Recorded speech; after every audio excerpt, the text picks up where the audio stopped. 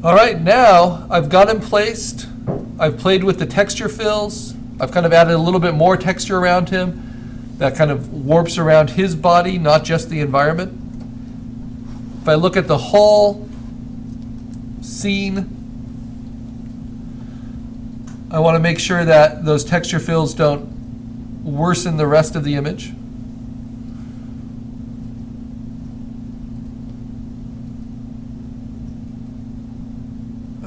Let's see, do I need this one?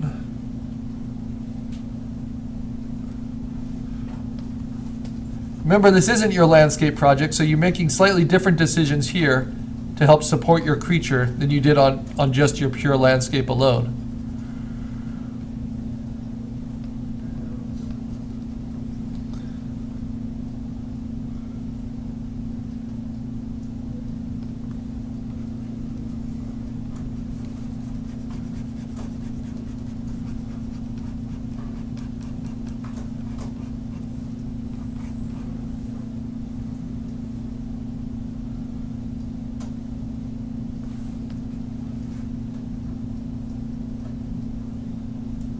Yeah, I like this kind of cloudiness coming around him, swirling around his wings, makes him look a little bit more active. All right, so my last step to really sink this creature into the environment is a pretty obvious one, and that's just using color balance and saturation to make sure that there's not a better way to light and color this creature to help it fit its environment. I think mine actually matches pretty well, but you won't know until the very end. So what I do here is, for the first time, I'll make a copy of my creature, a duplicate layer, because I just do that with overall adjustments. So that then if I overdo it, or if I like what I do, I can still blend it into my original. Then I'm going to go to image adjustments. First I'm going to play with levels, and just overall, like I did for just the feet, I'll play with the midtones. And would it make sense if my creature was in the midtones a little bit brighter, like lit more directly? Or would it make sense if they're a little bit darker? And these are little fine tunings. If I have it just at exactly 1, that's where it was. If I push it to less than 1, it's darker. And I can say, kind of squinting, does that make it kind of blend in and fit into the environment better or worse? Or if I do it more than 1, it becomes brighter. Does that make it fit in better or worse? And I think maybe a little bit, yeah, maybe a little bit darker in the midtones. Maybe its highlights I can push a little bit lighter. Maybe its shadows I can push a little bit darker. It's very subtle. I could also decide to limit the highlights if I feel like the lighting is too direct and I want to make the lighting look more like it's in a shadow or more diffused. So I'll limit its highlights somewhat. I can also limit its shadows if I feel it's too crisp and too contrasted. And just the step of making those decisions is important. So this is without, this is with, and then you can always use your opacity and kind of blend those in. Decide. Now that was all pretty subtle. But then once you're happy with it,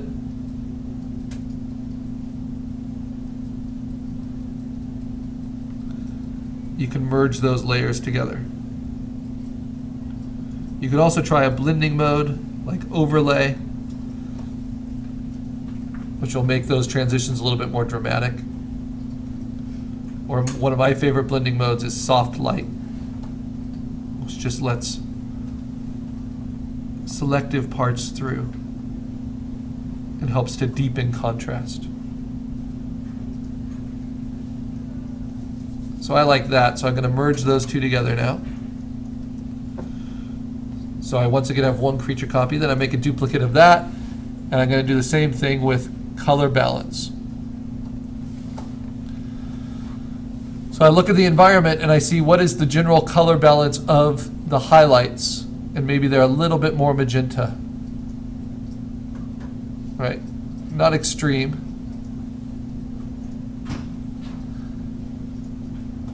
Maybe the highlights are just a little bit more cyan, kind of cool highlights.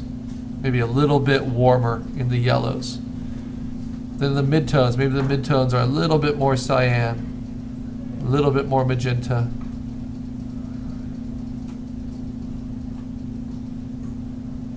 Maybe a little warmer, and then the shadows maybe a little bit more on the cool side, or maybe just where they are, a little bit more magenta. So that was my color balance layer. And that really changed it quite a bit.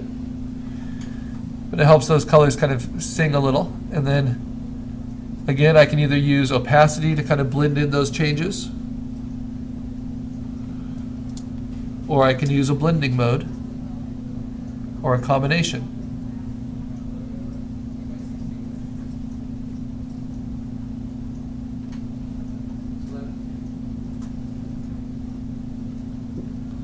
I don't think I want to use a blending mode for it because it makes it too sharp in the environment.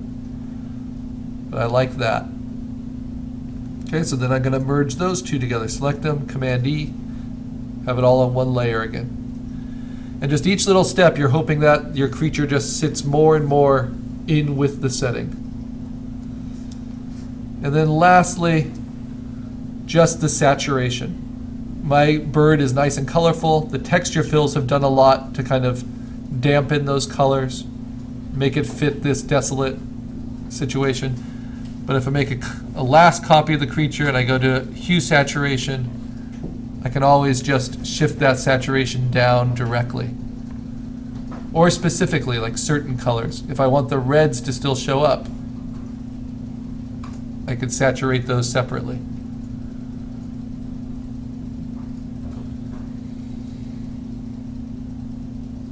Maybe I will let the reds be a little bit stronger. Maybe just a little bit lighter.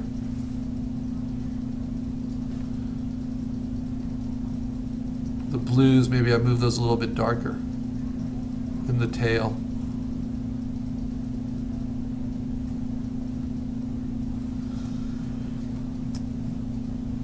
And as you're working on it, be mindful of the other factors at play. Like I see that this texture fill is kind of cutting off the tail in an abrupt way, and I don't want that. So I'll soften that.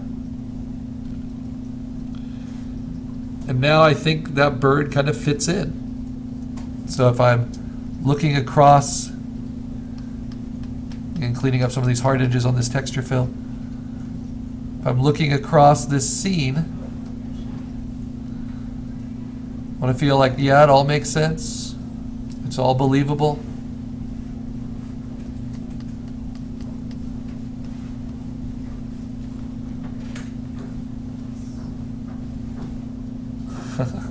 Except for some of these hard edges.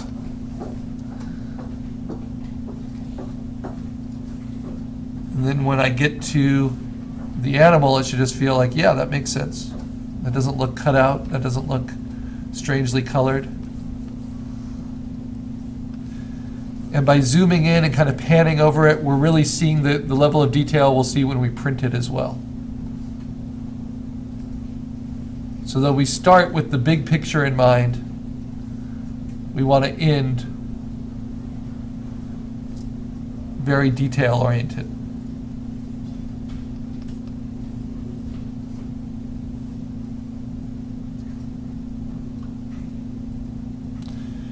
And so the only last thing I notice is it doesn't quite make sense that he's so dark on the top of his head. So now I go to my creature layer.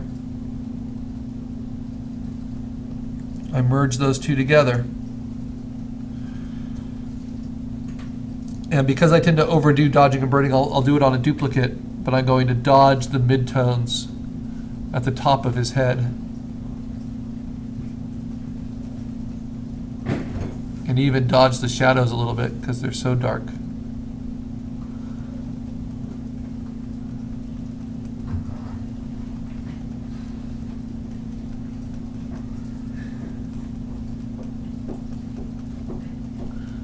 And once I've taken the shadows down, I can go back to dodging the midtones, brighten those up, but you see it also brings out more saturation, so then I go to the sponge tool and I desaturate.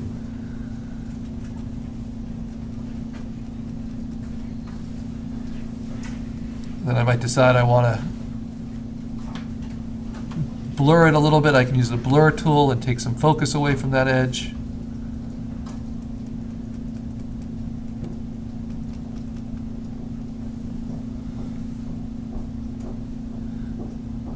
So we're just making our final adjustments. Again, it always comes down to edges. So I'm dodging some of the shadows on this neck. But like I said, I tend to overdo it. So then I have it on a layer, I can blend it in.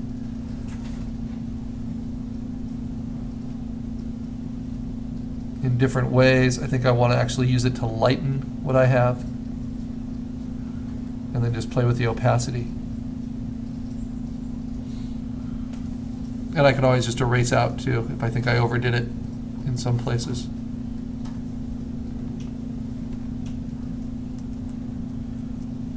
All right. So that's assignment 3. I'm going to keep it as a PSD, but it's, remember,